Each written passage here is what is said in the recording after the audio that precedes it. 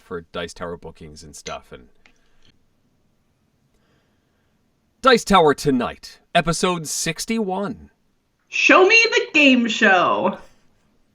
Welcome to Dice Tower Tonight, a videocast about board games and card games, and especially the people who play them.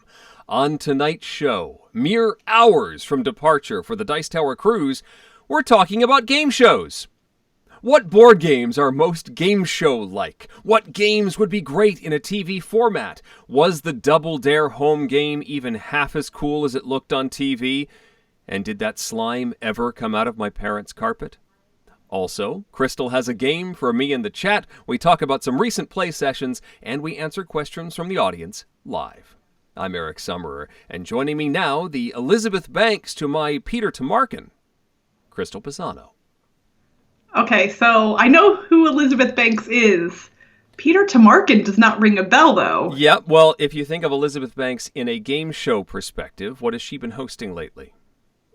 I don't know what she's hosting now. She's hosting something now? Yes, she is. Elizabeth Banks is hosting the new version of Press Your Luck. And I did not know that. Peter Tamarkin was the original host of that game show right there. Ah, okay. I did used to watch Press Your Luck, and I very specifically remember when they brought it back the first time as Whammy. Yes. A young Crystal was smart enough to realize, I was like, wait, the dollar amounts in the new version are smaller than in the old version. I was like, something seems off here. Probably because that one guy way back in the day cheated at that show real hard. Yes, which is quite a wonderful story and fun to watch. If you ever get to see that, they've turned it into a 2-part episode because the guy just would not stop winning money. It was crazy. Yep. He sort of looks like Scott Nicholson, actually. If you I look at the can guy. see that. Yeah. Anyway, hi, I'm Eric Summerer. And I'm Crystal Pisano. It's Dice Tower Tonight. And like I said in the intro, we are mere hours from the Dice Tower cruise. Crystal, you are leaving at 1 a.m. your time is when your flight leaves. Is that correct?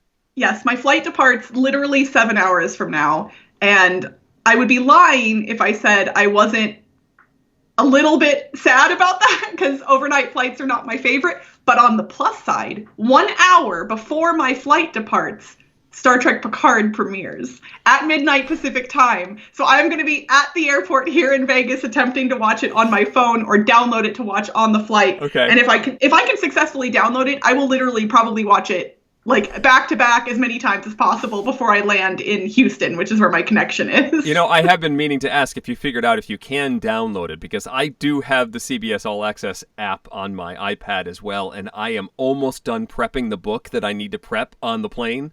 And so I should have time to watch this if I manage to be able to download it. So from what I've been told, if you have the subscription that has no commercials, you apparently have the ability to download content as well. I have not tested this out. Someone on Twitter relayed this message to me, but I don't know how good the airport Wi-Fi is going to be here in Vegas. It's usually pretty weak, but I will eat up some of my data downloading it if I have to. Hopefully, some apps won't let you download on anything but Wi-Fi, though. So we'll have to try that all out. Needless to say, at the very least, at like 3 or like 4 in the morning, whenever I land in Houston, I'll be watching it then, for sure. Yeah, it's possible. I'm excited for Picard as well. I've been seeing Patrick Stewart show up on all of the talk show circuits, and he drops like little bombshells.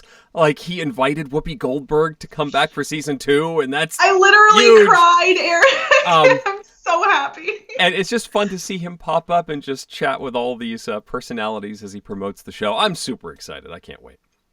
Me too. But you know what? We're not a Star Trek show. We're a board game show. Eric, I would like to hear about a board game that you've played recently. I would love to tell you about one. This is Dectective, the first installment in a new series from DV. I gotta get this right. DV Gyoki, I believe, is the. That's just not gonna work for me, is it? It's a big blurry logo. If you recognize DV Gyoki's other series, Deckscape.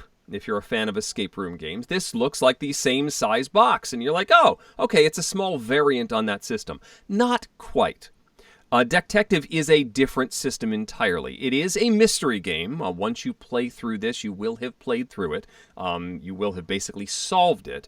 But it works very differently from Dexcape, which is very puzzle-oriented. It's very similar to many other escape room games. The big thing with Dectective is this.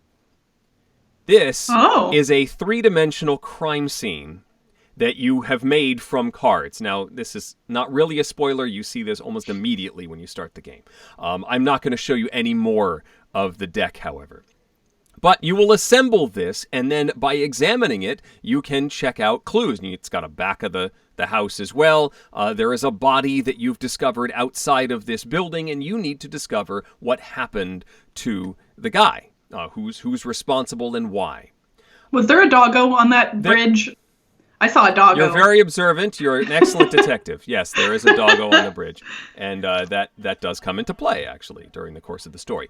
The system is that you have... those are all just like intro cards.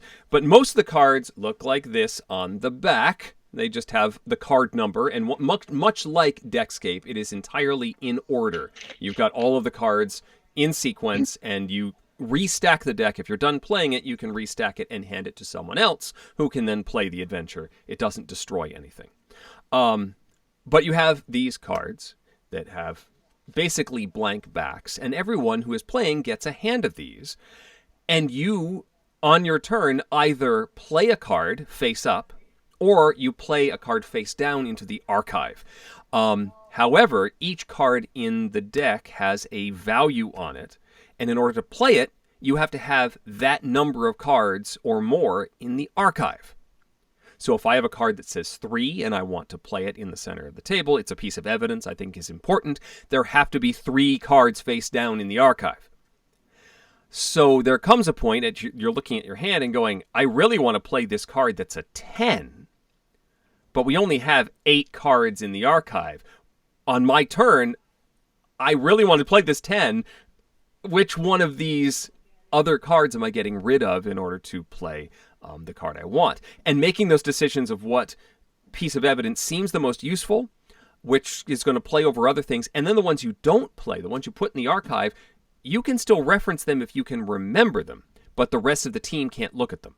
So you can say, I remember from something in the archive that I talked with this person and I interviewed this suspect and they said something interesting. Eventually, you get far enough through the deck that it starts asking questions. And you finish playing as many cards as you can play. You've got as much evidence out there as you can, and you can discuss all you want, and then you start going through questions.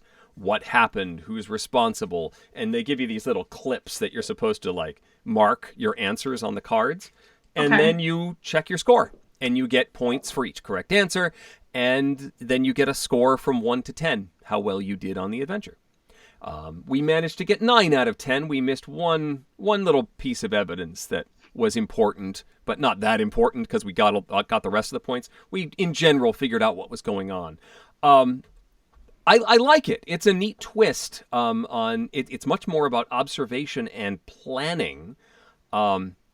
And having to decide what in my hand. I don't get to play all these cards because I need to use some of them for fuel to get the other ones out. And that's a cool decision. I liked that. So thematically, though, like, how does that... Is it, like... like, are you spending time? Is it like kind of theoretically like this little clue would have only taken you a little bit of time to get to? Is that maybe kind of what it's trying to simulate? I think that's the idea. This is, time and effort that you've spent examining or discussing something with a particular person. And so, if you ignore other things that don't seem important, you can spend the time on something that seems more important. Okay. As far as difficulty level, it wasn't that bad. You're not nearly getting stuck. This doesn't have the sort of blockades to progression that the escape room games do. You're going to get through the deck because on your turn you either play a card or discard a card. That's it. The questions don't come until the end. The evaluation doesn't come until the end. And that could certainly hold you up. There can be questions that come up you just don't have any idea what they're talking about. But I think it's a neat twist, and I'm looking forward to seeing more in the series, if for no other reason than I want to build more dioramas, by gum. I mean, who doesn't like a diorama? Who doesn't? Who doesn't? Anyway, Really? that is Dectective Bloody Red Roses from DV Gyoki. Very cool. Someone in the chat did ask where our silly hats are, Eric. I do have mine. Do you? Okay, so only because someone asked. You know, we would never purport to be silly on this show. What? I don't know what you're talking about, chat. What? So, after 2 weeks ago, the show 2 weeks ago, my college buddy happened to catch the clip that you posted, Crystal, and yeah, he bought me a hat. It just showed up anonymously. I thought maybe you were responsible at first. I don't think I have your address, although that's probably something I should get from you at some point, because it would be fun to send you silly things. That would be. And then, so my son immediately stole it. And for a while, he would wake up in the morning, run off, and steal my hat, and then eat breakfast wearing the hat. So he used some of his Christmas money that he had gotten from relatives to buy a hat. But anyway, I want to keep this in nice condition because this is coming with me on the cruise. Oh, yeah. No, this is definitely coming on the cruise. I actually am debating whether I'm going to bring my Kigurumi or not, which I know might upset the Kigurumi crew. But I feel like the silly hat might be good enough, and it takes up less space in the luggage. So I love my Kigurumi, but it is hot to wear that on a boat in the Caribbean. Yeah. Yeah, I will say right now, I love wearing the Kigurumi on special occasions, but I'm going to leave it. I need to pack other things. Yeah. It just, other things need to come, but the hat's coming. Oh, the hat, definitely. Yeah, Tom's going to roll his eyes real hard. Yeah, it will be audible from the stage. Anyway, that's my game. How about you, Crystal? What have you been playing lately? Well, I got a couple of review copies from Haba back in Gen Con, which now seems like a million years ago and kind of was in the terms of board games. But this one was not new in 2019, but it was in 2018. That is Hanga. I had heard a lot of buzz about this one, notably because one of the mechanics in this game is there is a saber-toothed tiger named Hanga, and you have to pet him, or he gets angry and eats your food. Yep. And I love this little guy so much. So it's a family-friendly game, definitely approachable for kids, but I played it with my regular game group, and we had a really good time. So on the board, there are a bunch of different spots that you can take actions on, but the way actions work in this game is actually really clever. You have a circular card in your hand that has hands on it in some variation. We're going to see if I can do this. Ha ha ha. So, no! I broke my board! I barely took... Oh, okay. Well, so that's what happens when you try to show off a game board in improper fashion. Board game carnage! We're going to have to put a content warning on this one. I know, right? That's like, oh gosh. Well, fun fact, it'll still be playable. Yes. It is okay. And I barely did anything to it, so that was a bummer.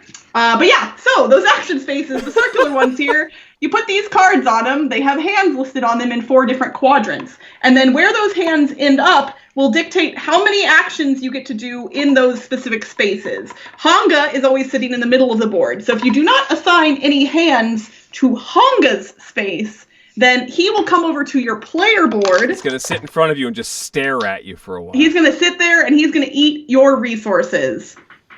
And he eats from the top down, and the top are the most difficult to get generally, or the most valuable, and so on and so forth. I can't believe I love that the chat just got to that happening, and they're like, what? Yeah, that's the thing that happened. So the other actions you're taking other than petting Hanga are you're collecting resources, you're paying tribute to the nature gods, and you're trading resources with neighboring tribes, all to earn victory points. So it's pretty simple. Get stuff, trade that stuff in for other stuff, or for points. And honestly, the action mechanism with those cards is kind of the neatest part. There are woolly mammoths that you can attract over to the board based on some of the actions that you take. And then if you have the most mammoths in the group, you get the saber-toothed tiger tooth. It's a mammoth tooth. Yep. And then that means you get to draw from a different deck of cards that have more hands on them, which they're in a bag right now, but they are the same as those other circular ones, but they have more hands on them, so they'll allow you to do more actions. I've ruined the whole thing by breaking the board entirely, but all you need to know is you get to pet Honga, and that's great. In my game group specifically, every time we took an action on Honga's face, we did actually pet Honga, because why would you not? Of course. Yeah, lots of fun. I think this would be great for families especially, but even my game group of all adults enjoyed it thoroughly. And now I'm going to learn how to glue a board back together. Or just play it like this, because whatever, it's fine. Everything's fine. Yeah. It's good. Roy Canaday, of course, in the chat says, how would you grade the board durability? I mean, I feel like I must have done something. It was me, I'm sure. I think I was bending it the opposite direction of how it should have been bent, and I would not say that this is a flimsy board by any means. It's high quality. Yeah. It is a standard, nicely constructed board that I just happen to have mangled. So, good job, me. That is Honga. My kids and I played this at a game day at one of the local game stores, and really enjoyed it as well. The action selection mechanism is cool. It's a good introduction to resource management, because you're sort of completing orders in order to earn points. So you have to sort of collect those spaces, and they're it's sort of ingenious the way they're spread around the board. So it's hard to get everything you need with one action card, because I need stuff up here and down here, and those are opposite corners. Also Honga wants to be pet, so if you want to pet Honga, sometimes it'll limit the other things that you can do based on whatever the hands on your card show. Yes. It's sort of a push your luck aspect, because if you don't pet Honga, you get to do more stuff, but then you're taking the risk that no one else does that. And my kids enjoyed when I would take a risk, like someone else is gonna not pet Honga, right? They're gonna, if I start doing it, other people are gonna do it, and then my kids would be like, and I pet Honga. I'm like, oh, fine. And then I feed Honga a steak or whatever it is. Yeah, they liked it. It was a good time and a nice introduction to this style of game. All right. Well, we're going to mix things up a little bit this evening. What? We usually move from our recently played games to our game show, where you all get to participate. We're still going to do a game show, and you all are going to be participating. But we're going to do our thematic discussion first.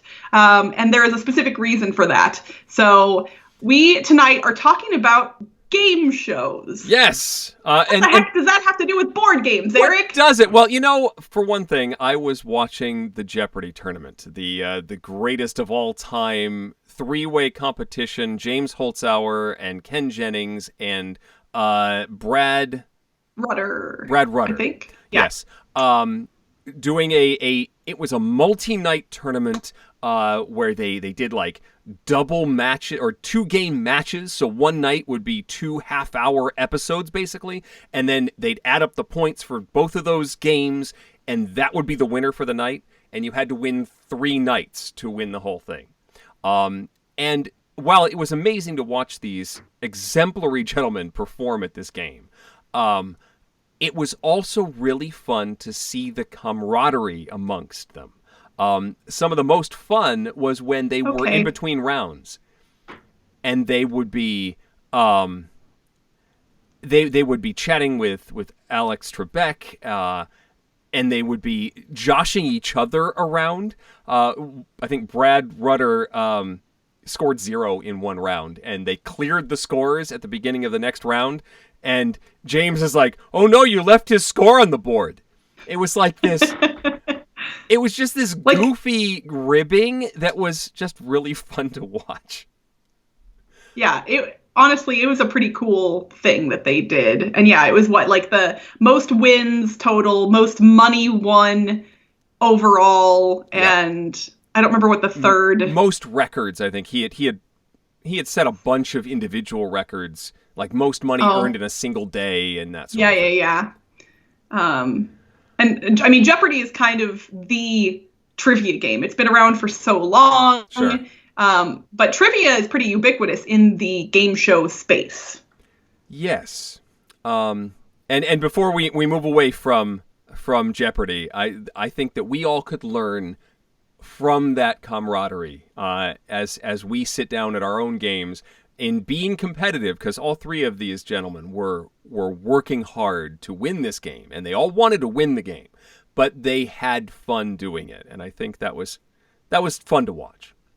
Some people in the chat are asking where they can watch the tournament if they missed it. I think it might be on Netflix. Ooh. Well, it aired on ABC, so it's possible, at least here in the States, it aired on ABC, so it may be available on ABC On Demand, something. Oh, no, you know where I saw it? I think I saw it on Hulu. Oh, okay.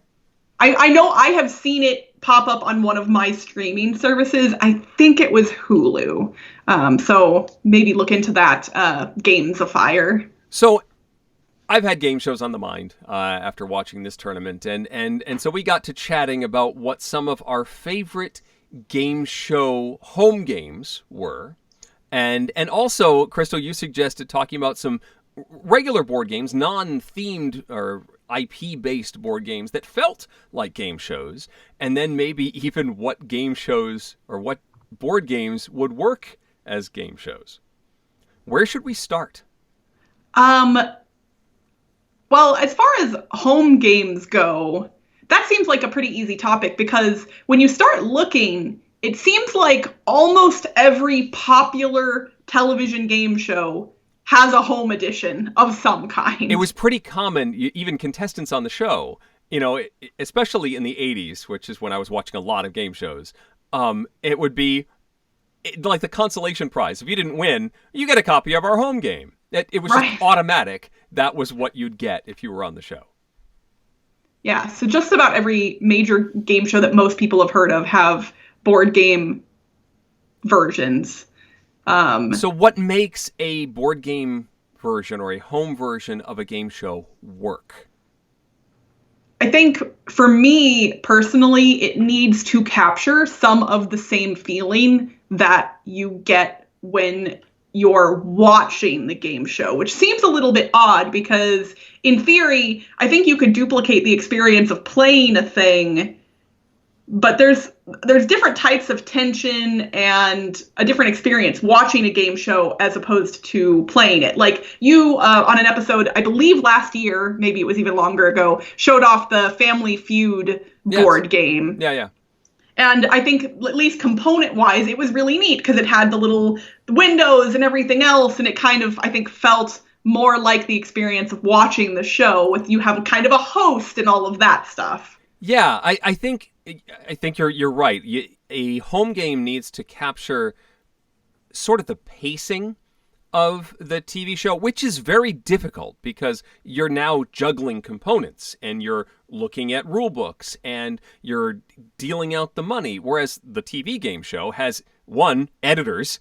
An actual episode, a 30-minute episode of a game show probably takes closer to an hour to film, maybe 45 minutes.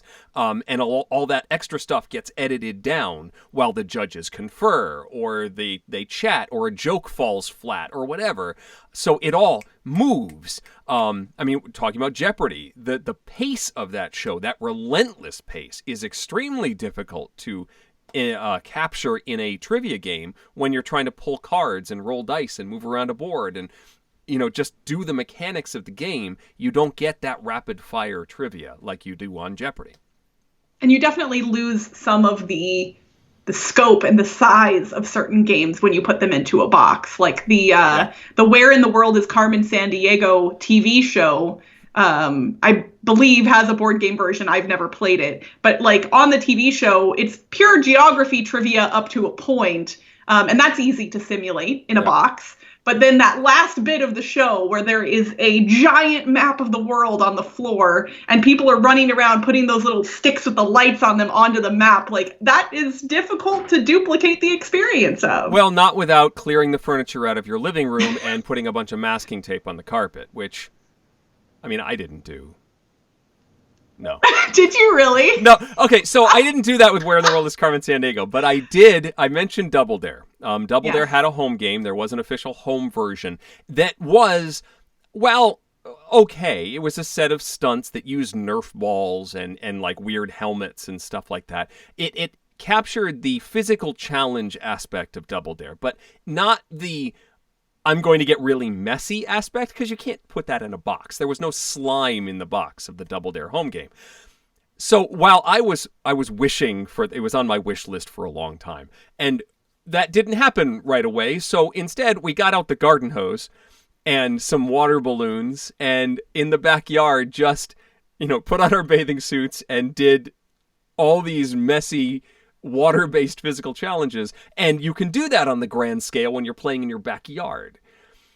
And that ended up happening a lot more often, I think. There was a sibling rivalry show that I am now totally blanking on. Was that called? It wasn't called Sibling Rivalry, but brothers and sisters would play with each other, and it had a final round where the brother would run around this giant staircase and choose prizes that they thought their sister would want.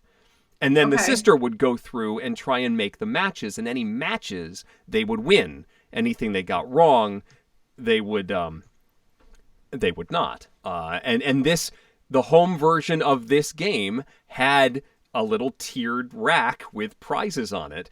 But it didn't seem nearly as epic, because it was only this big. You're not running up and down stairs. So we had to, house rule, where you had to run around the basement in order to complete this bonus round.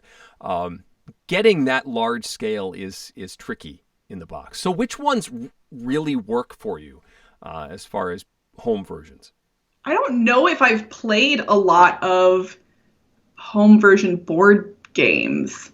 It's not something, it's funny though, because it feels like something that I would have owned and should have owned most of my life. Once we decided on this topic, I started looking up game shows from the 80s and 90s, and I must have watched a lot of television as a child. I vaguely remember my childhood being me playing outside a lot and doing lots of fun things. But I looked up and I've seen that and that and that and that and that and oh yeah, that. And also, no, I haven't seen that one. Wait, no, I have.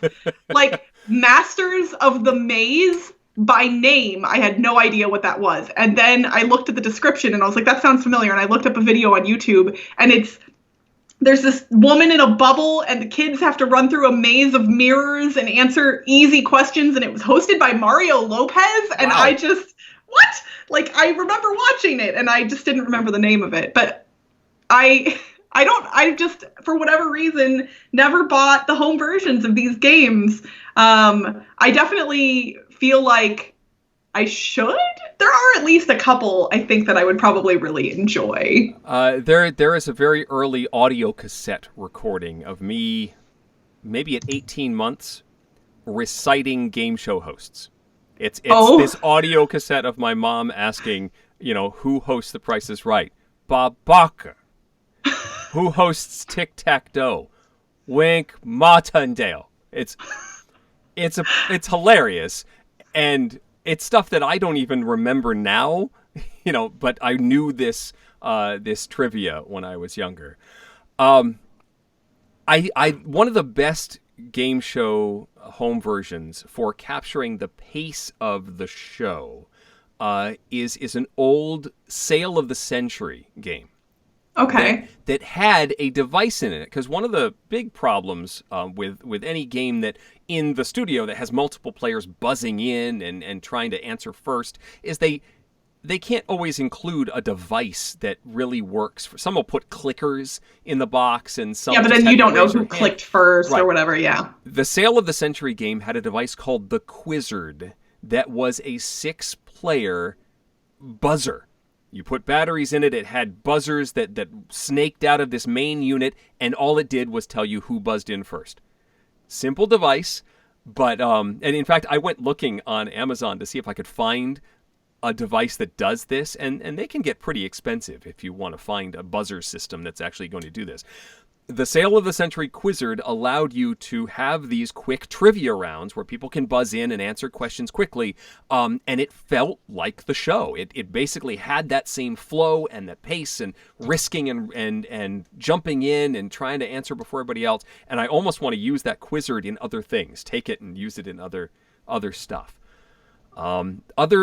Some games that don't work well are the ones that you think like would work. Like DVD technology tried to emulate some of this game show feel. There was a Pressure Luck DVD game, but it lost all of that flow as you tried to like. DVD games are kind of clunky. They don't respond quickly to your inputs, and you'd have to constantly wait for things to load, and you just like, do we have to keep playing this? And if you lose the enthusiasm in a game that's supposed to be an exciting game show, you sort of lose the feel of the game show. Yeah, it's definitely true that game show board games are, I think the circles between game show board games and party games definitely overlap. Obviously, not every party game is a game show game, but I think a lot of party games would work in a game show format. Yeah. So obviously the easiest one to say is the one that we do as a game show at just about every Dice Tower event, and that is Wits and Wagers. And that would work, I think, really well as an actual game show. There were rumors for many years that Wits and Wagers was actually being developed as a game show. It never came to fruition, which is a little disappointing, but that would have worked very well. We had a trivia game from Milton Bradley, I think, called Bezer Whizzer. Oh gosh, that is my favorite trivia game, Eric. Okay. No, it's so good. It's excellent because you'd get categories types. Here's the 4 categories we're dealing with, and then you'd rank them as to what your ability level is in that category.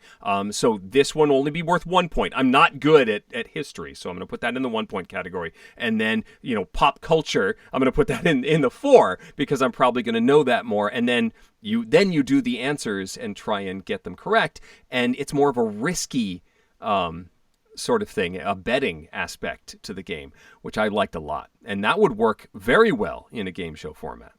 Yeah, I've actually been super bummed that it hasn't gotten a reprinting. I think the last English edition of that game came out in, I want to say, like 2008. So the questions are already pretty dated.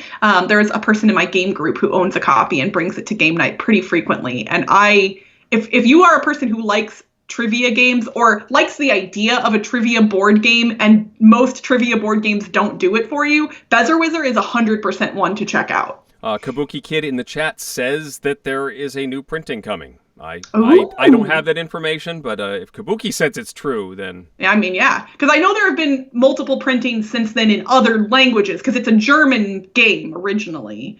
But obviously, for a trivia game, the translations are more important than ever. That would be awesome if it got another English printing. Jerry in the chat talks about the buzzer system because they were discussing how many of them are very expensive. Jerry suggests using a calculator. Everybody gets one key on the calculator, and then whichever one is first will show up first in the calculator. That is super clever. That is very smart. I like that idea. Yeah. We're getting into video games now, but the You Don't Know Jack series of trivia games was also very game show-like, but then took it one step farther and did stuff that you could only do in a video game. And those were a blast to play and gather around the computer. I'm the Z key, I'm the Y key, and buzz in. Good times. Oh, yeah. I played a lot of You Don't Know Jack back in the day. And now they've got the Jackbox Party Pack games, and I play a lot of it there too. Another game that's similar in that vein is Seen It. Which I've really enjoyed Seen It over the years. Different editions, especially if you have a group of people that all know a specific IP really well, and you could get a game of that IP's Seen It together. Like for me, it would be something like Star Trek or whatever else. Right. But the thing is, I have a lot of gaps of my knowledge of Star Trek. So that's a more interesting game for me because I haven't seen Enterprise. I don't watch a lot of the original series stuff. So there would be things that I wouldn't know, which would be interesting. Yeah, I would play. I have the Star Trek one. We should we should definitely play that. I took all of my I want to say 5 different editions of Seen It. I've got the original movie, I've got the TV, I have the Harry Potter, I have Star Trek, and I think there's another one in there too. And I just shoved them all in one box. So you can play with whatever mover you want. The boards are all the same. The rules are basically the same. You just decide which disc you're going to play on. Good stuff. That's cool. There are definitely other board games that feel like game shows to me, or I feel like would work as a game show theoretically. I think one of the other ones that I would say would be either Time's Up or Monikers. Like, I think, especially if you did it kind of in the style of, I know they have those like celebrity game night game shows where they have like a panel of celebrities, and I feel like a game like Time's Up or Monikers with especially a group of known quantity people would be really enjoyable to watch. Yeah, it would be interesting to see Time's Up, because Time's Up has an arc where the same clues show up in multiple rounds, and that could work for a half-hour format where you would sort of lay the groundwork for certain clues and then see those things come back with talented performers. That would be a lot of fun. A lot of these games we see in those celebrity game nights or Ellen's Game of Games, those shows are almost variety game shows where you'll do one round of a particular game and then move on to something else after 5 to 10 minutes, which I guess helps a little bit because some of these can get a little repetitive if you do them over and over again over a period of time. But Time's Up has that arc, which would be interesting to see in a TV format. Yeah, it's interesting. It does feel like modern game shows, the ones that are new, definitely, you know, you've got the one where the minute to win it, you've got those kinds of things. It feels like they're never sticking to a single formula for how the gameplay goes. They're moving from thing to thing, and I wonder if that's because maybe attention spans aren't quite as good, or they really want to like keep you watching. Whereas, I mean, if you like a show like Jeopardy, you already like a show like Jeopardy. Like, you want to watch people answer trivia questions. But I would like, for somebody like me, I don't watch Minute to Win It regularly, but I will admit, like, I've stumbled across clips of it on YouTube or at some other places, and it kind of does grab you because you're like, wait, all he has to do is, you know, stack a bunch of quarters or whatever it is, and you're like, that seems so easy. So and then easy. all of a sudden you've watched, you know, 8 different games, and they're like stringing things together on a straw all of a sudden, and it's Yes, indeed. All right. Anything else we want to... That's a very wide-ranging topic. Any other buzzers that we want to hit on the game show topic? I don't think so. I mean, if chat would like to weigh in, I would love to hear from them what game show or what board games they think would make good game shows. I think that would be really interesting to hear. But I think while they're coming up with those ideas, Eric, I should prepare you for our game today. This requires preparation on my part? Well, I mean, it's going to be a little bit stressful, I think, but that's okay. Good. I love stress. And I'm going to be taking on a persona that doesn't necessarily match my own, because we are going to be playing... Oh, no. The Weakest Link. Oh, no. And fun fact, this board game comes with a cutout of Anne's head. Ah! Oh, no. No, Eric, you're not ready, because guess what's on the back of Anne's head? It you are the Weakest... A bunch of insults that you can say as Anne. I'm not going to say too much, but I can insult you as if I were Anne from the Weakest Link. So we're going to play a modified version of the Weakest Link. It's not going to be what the actual TV show was. It's not going to be what the actual board game is, although the board game actually comes with some pretty cool components. You can play with up to, I believe, 8 players, or actually, no, 9 players, and you have all these wheels, so like people get to vote out the other contestants. For those of you who don't know how the Weakest Link works, everyone is kind of playing semi-cooperatively at first. You are all answering questions to win money, to bank that money, but then people get voted out who are not contributing enough to the cause. You are the Weakest Link. Goodbye. Yeah, if you're yes. And eventually one person gets to take home all of the money. I just can't. The last interaction I had with the Weakest Link was that Doctor Who episode where they were trapped in the TV station. Oh, yeah. Which was very different. That's not how the game went, if I recall correctly. I will, maybe at the very end of the episode, I'll read some of these insults because they're that good. I almost want to get questions wrong just so you read them to me. No, we're not going to do that because we're going to move through. So I'm going to do 2 rounds of questions for you. Okay. And what we're going to do is I'm going to have the chat control the ability to bank money. So you'll be answering questions, but chat will be controlling when things get banked. And I know that seems a little odd considering the delay. So what I have decided to do, and I don't know if this will work or not, is I'm going to read a number before every question. So it'll be question 1, question 2, question 3, etc. If in the chat at least 3 people put the number of the question that you just answered correctly and the word bank, okay, then you will have banked all of the money you earned up until that point. But we're just going to keep pulling through the questions as that's happening. So it will have to be in order. They can't go back. But like if I say question 1, I read it to you, you answer it correctly, and then at least 3 people say bank 1, then you will have banked the $1,000 that it is worth for answering a single question correctly. Now, If they don't bank question 1 and you get question 2 right, then you'll bank $2,500 if they choose to bank at that point. So chat, this is going to be important for you all to kind of talk to each other and strategize, because I have set a specific dollar amount that I want to have Eric reach, but I am not telling anyone what that dollar amount is.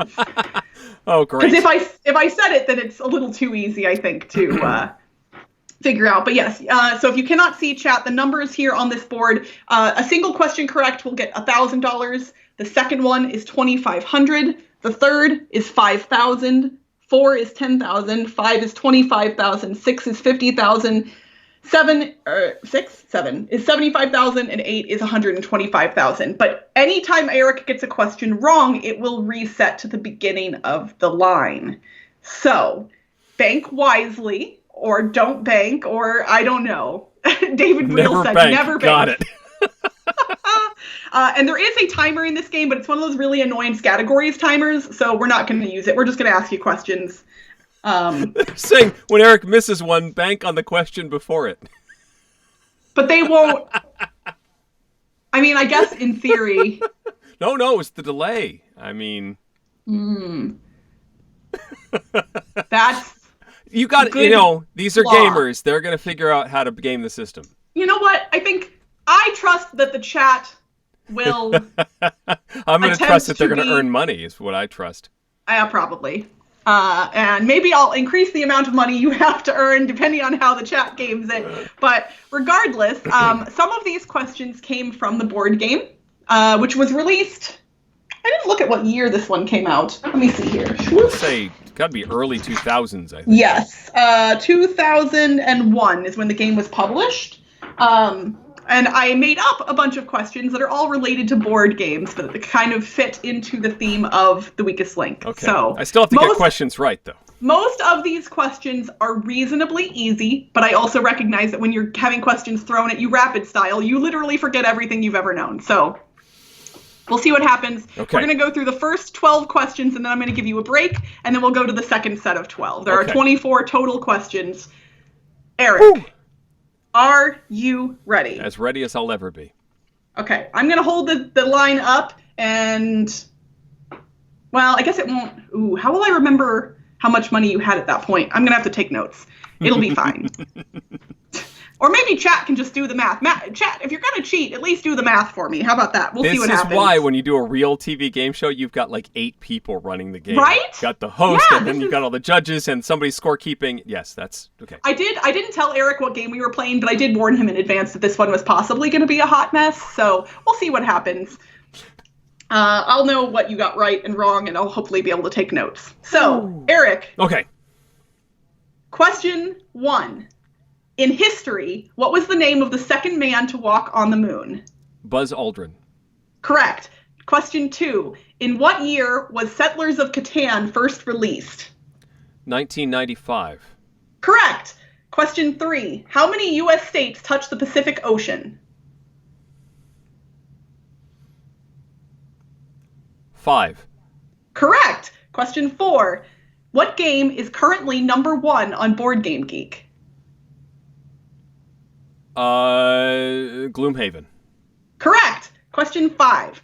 Yogi Bear and Boo Boo originally inhabited what fictional park? Jellystone.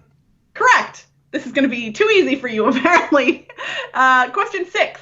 What edition of Twilight Imperium was the most recent? 4th. Correct. Question 7. In television, what is the name of Homer's youngest daughter on The Simpsons? Maggie. Correct. I made them too easy. Hooray. Question 8. Who designed Merchant of Venus? Richard Hamblin. Correct. Okay, well, you've banked $125,000 automatically unless the chat did something else. They banked way back earlier. Perfect. That's great. We'll go back and figure that out in a little bit. All right, number 9. I'm going back to the beginning of the row. In math, what is the square root of 121? 11. Correct. Question 10. Is The Quacks of Quedlinburg currently in the top 100 on Board Game Geek? Yes. Correct. You're going to get all of them right. Question 11. In music, what word is the name given to a combination of 3 or more notes played together? A triad. Incorrect. It is a chord. All right. Question 12. Oh, so we go back to the beginning. So question 11. Let's see. 1, 2, 3, 4. We're at 5,000. So if they didn't bank before that, it's 5,000. Chat, you're going to have to do the math later. This is going to be a hot mess. All right. Question 12, back at 1,000. What board game title means blue in Spanish? Azul. Correct. We're just going to keep going. Question 13. Ornithology is the study of what animals? Birds. Correct. You've only gotten 1 wrong. Number 14. What anniversary did Board Game Geek just celebrate? 20th. Correct. Number 15. When a new pope is elected at the Vatican, a plume of what color smoke announces it? White. Correct. Even the ones I was like, maybe he won't know this. You know it. What heavy metal band released a board game at Gen Con 2019? This is question 16. Gwar. That's correct. Question 17. In the story, The Three Little Pigs, what is the strongest house made out of? Bricks. Correct. Question 18. Are there more than 30 shows listed on the Dice Tower Network website? No. Correct. There are 28 shows listed on the Dice Tower Network website. Question 19. In the TV series Cheers, what was the first name of the character played by Woody Harrelson? Woody. Correct. All right, that's a whole another 125,000 theoretically, but they banked earlier. They banked whatever. way early. Yep, they're fine. All right, question 20. What year was the first Dice Tower Con? Ooh. 2013. Incorrect. It was 2012. All right. I didn't go to that one. I was away at a family reunion. Question 21. What paper towel brand calls itself the Quicker Picker Upper? Bounty? Correct. 22. What fictional board game was featured prominently in an episode of Parks and Recreation? The Cones of Dunshire. Correct. What side of the road this is 23. What side of the road do Canadian cars drive on? Right. Correct. And 24. What board game title can you, Eric Summerer, not say without yelling it? Citadels! Well, this didn't work nearly as well as I'd hoped because you're just too smart, Eric. And somebody in the chat, did you all do some math for me? Because this is going to be a hot mess to scroll back through. I haven't the slightest idea how much we earned, but that felt like the weakest link because that was perfect. The pace. I mean, that's the thing. I had to keep it going, right? I don't know if we actually banked. Okay, so it looks like we had 3 bank 3s. So we banked $5,000 for question 3. And then we banked again on question 4. So that means we banked another 1,000. So that's 6,000. Okay. Then we banked, no. Jerry yes, says we haven't 6. banked successfully since 6. Oh, wow. So, okay, so you banked at 6, which would have been another 2,500. So that's 8,500 total. Rick says 1,000,000 points. Well, you know what, Eric? I think all of this means is this format not coming back, probably. Not without a third person to keep score. That's really what we need. That it's too difficult. I'm no Anne, clearly. She's not keeping score. She's just reading the questions. I mean, okay, so whose brain has already gone home and they should follow it? Who is several shrimp short of a Barbie? Who could fill an encyclopedia with all they do not know? Is there a village that needs its idiot back? Kabuki says that triad was correct, although you did say 3 or more. I focused on 3 on the notes. And yeah. Who is allergic to intelligence? Oh, man. So that is the weakest link, probably the weakest game we've played on Dice Tower tonight. But this was all to illustrate how difficult it is to do a game show home version without the team that makes the TV show. You really did. You needed a scorekeeper, somebody that was going to log all the points and stuff. What's neat about this game specifically is this piece goes into the box. The box insert is actually part of the game, and there is a piece that has an arrow pointing on it that like points to where you're at and what you're banking. And when you play with a whole bunch of people, I think it would work better. And now that I've done this, I'm kind of like, I actually kind of want to play. Like, I want to get a group of 9 people together and try and play this darn thing. You really start with 9? It's that many to start the game? I guess it might be. You can. You can start with anywhere from 4 to 9 players total. Wow. Isn't it 6 in the original TV show? That sounds right. But yeah, technically you can have a host and 8 players competing in this version of it. So now the question is, what does it look like if you put the bunny hat on Anne? Oh, okay. Now that's happening for sure. Hold on. And then I gotta wait, like. You are the weakest link. Goodbye. Oh, that's not. It's like slapping her in the face. Oh, let's see if I can do them together. So we do have a few minutes left. Before we just completely degenerate into ridiculousness, if you have any questions about game shows or the upcoming Dice Tower cruise or anything you'd like, put that in the chat in our last few minutes. We can certainly talk about that. Someone asked way back if I ever had the opportunity to do any voiceovers for a game show. No, I would love to. Back in high school, they have those superlatives when... you get nominated as the most likely to work as a bus driver, or there was a most likely to be a game show host, and I actively campaigned for this. It didn't happen. Chad Scott got it. Wow, you remember who? Scott. I don't trust people that have a first name and a first name as their last name. Just can't trust them. No, Chad is a great guy. He had the game show smile. I think he was the real charmer, and so he won most likely to be a game show host. But now I get to do this show with you, Crystal, and get to be a game show host. And when we do live shows for the Dice Tower, I often get to do game show host duties as well. So, I mean. Take that, Chad Scott. Yeah. So did you get a superlative? I don't think I did. See, and I didn't get one. My high school, I went to a very large high school. My graduating class was somewhere in the neighborhood of 500 people. So, there were people I was graduating with who I'd never met before. Yeah. We had maybe 300 or so. But yeah, it was... I campaigned for that, and I put all my chips in that basket, and it didn't work out. All right, I'm scrolling through to look and see if there are other questions. People are now mad at Chad. Chad is great, okay? He's a nice guy. I saw him at the reunion. He's very, very happy and nice guy. Never mind. Is he hosting a game show, though? He is not.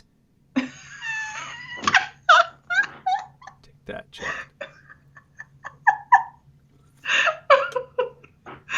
Oh, all right. Well, we have a couple of questions here. Are there any non-game cruise events that you're excited for?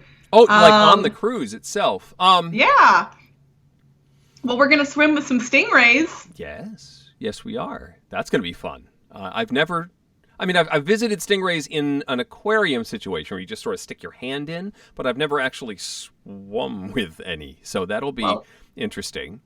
If they are anything like the stingrays in French Polynesia, they will be very playful and adorable. Okay. Like, the ones I swam with in French Polynesia would, like, flap their little wings and, like, jump out of the water and just, like, so happy because they knew that when the boat came out to the ocean that they were getting some food and they were very excited about it. So. That is cool. I'm really looking forward to the food on the cruise. I just like sort of being in that atmosphere and just relaxing and looking out over the water at nighttime.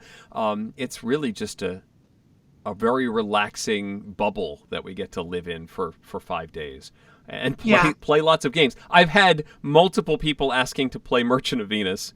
That's not a non-gaming thing. That's a gaming thing. I already have one scheduled game and I might have a second. So yeah, there's that. I have multiple people who want to play Strike with me, and I've already agreed to teach Castell to 2 different groups. It's not in the Dice Tower library, but people are bringing it. So. Are they? I still haven't played Castell. I need to. And in fact, I went looking on the Dice Tower library for Castell, and it wasn't there. I'm going to play Castell today. Tom said he really likes it and just doesn't own a copy. So one of the people in the Facebook group said they were bringing it. So I told them I would be happy to teach it since it's my favorite game from 2018 and I love it so much. Well, I will be on the lookout for the large hat game. There you go. David Breel asked if either of us are going to Granite Game Summit. And I will say definitively, I wish I was, but I am not. Granite Game Summit is where episode 2001 of 10,001 of Flip the Table is happening, correct? Yes, and they just announced recently that Gil Hova is going to be a guest panelist, and that is going to be a really fun time. Yes, at least we'll eventually, I think they're releasing that new episode on the feed, so I'll get to hear it. Granite Game Summit is closer for me than it is for you, Crystal, but it is still a trek, and it's hard to work some of these events into the schedule, especially with my kids having more and more activities. We've got the National Ninja League World Championships coming up next month, so stuff like that keeps me sort of on my toes and pretty well scheduled. For sure. Let's see. Well, it looks like there aren't too many more questions in the chat.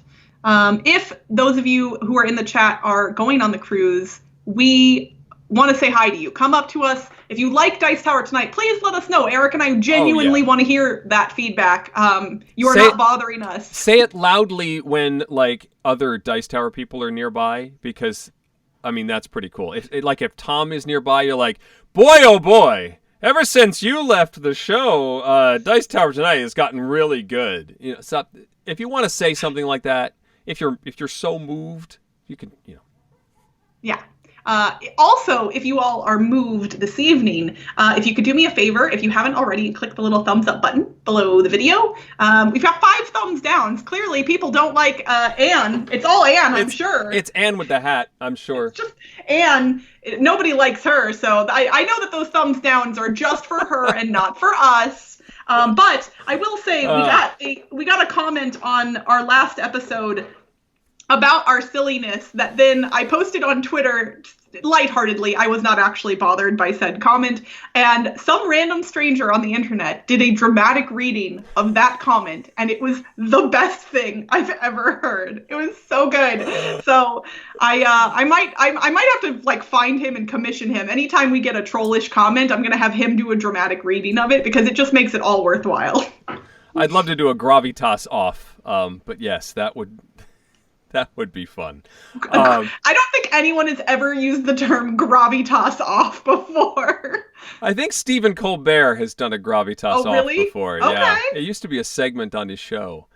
But yeah, that would be a lot of fun. I mean, just full philosophy. If I couldn't be silly on occasion, if I couldn't find joy in what I'm doing, I would not want to be doing it. So we are always on this program going to have fun. We are here to have fun and hopefully entertain you while you're here. But even if no one was watching, I think we would still have a blast. Just you and I could literally just Skype with each other for an hour. We could play a game like this and with nobody watching and still have an enjoyable time. I think we would. Oh, but what's nice is I'm going to get to see you in person tomorrow, Eric. Tomorrow, Crystal. And then we happening. set sail and we're going on excursions together and it's going to be a good time. So much stuff. Well, but for those of you who are not going on the cruise, do not worry. You're not going to miss out. We will tell you all about it after the fact. Our next episode of Dice Tower Tonight will be in 2 weeks on February 5th. At 6 p.m. Pacific, 9 p.m. Eastern. 1 week from today at 7 p.m. Pacific, 10 p.m. Eastern is Mandy and Suzanne's Apptastic show. So make sure on our off weeks that you do not neglect the Dice Tower live streams here because Apptastic is quite honestly fantastic and it's a lot of fun to watch them play games against each other. So make sure you check that out as well. If you're going to be on the cruise, please come say hi. If you're not, we'll see you in 2 weeks. So until then, I'm Crystal Pisano. I'm Eric Summerer. And you've been watching Dice Tower Tonight. Thanks for watching. Promotional consideration has been provided by game publishers in the form of review copies of games. Crystal and I will see you in 2 weeks for another installment. Our show is supported by viewers like you. Thank you for visiting the current Dice Tower Kickstarter. Dice Tower Tonight is produced by Crystal and me with assistance from Tom Vassell, Mike Delisio, Roy Kennedy, and Rob Searing. The Stefan Feld game, in which all of your actions must be in the form of a question, provided by Carpe Jeopardium. Timothy Pinkham composed our theme, and hosting is provided by Cool Stuff Inc., where you can find great games at great prices at CoolStuffInc.com. Give us your feedback on the Dice Tower Guild at Board Game Geek on Facebook or Twitter, or by emailing us at dicetower@gmail.com. And don't forget to visit the other shows in the Dice Tower Network. Find something new at dicetowernetwork.com. Until next time, from all of us at the Dice Tower, have fun gaming. I will say, I know that probably came from the Board Game Geek Guild, but that was not the best. Like, I've heard much better puns. That was... I made that one up myself. Oh, no! Anne disapproves. Bye, Crystal. Bye, Eric.